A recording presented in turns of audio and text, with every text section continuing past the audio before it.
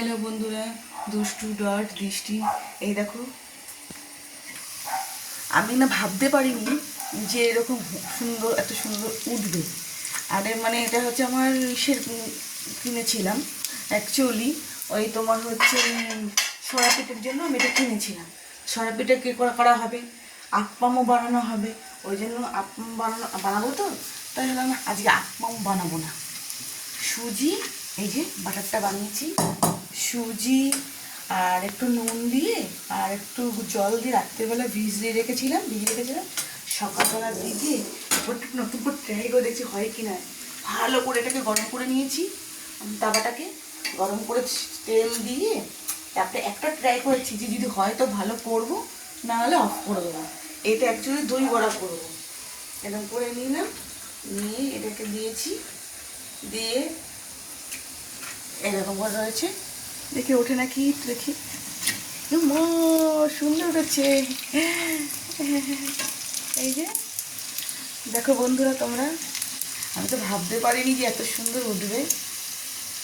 আমি তো ভয়তে করছি যে না নষ্ট না হয়ে যায়। এত সুন্দর করে করছি জিনিসটা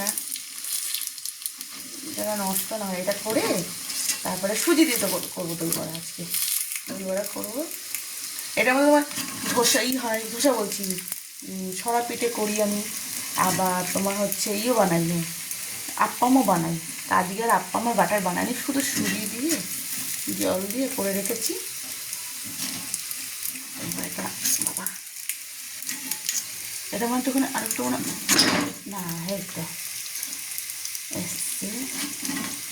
আর সকালবেলার দিকে এটা করে ভিজিয়ে রেখে দেবো গরম জলে, উষ্ণ গরম জলে, তারপরে করবো। যখন আমরা ভিডিও মানে যখন বানাবো তখন আমার ভিডিওটা দেখাবো।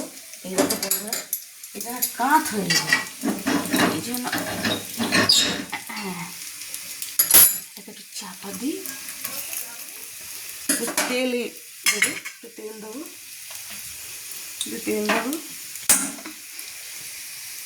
এই যে দেখো তোমরা, এই যে একটু করে তেল দেবো, ভাজা হবে বলে। আর অল্প একটু কাছে দেখে নিলাম, নতুন তো ট্রাই করলাম যে না এর মধ্যে হয়।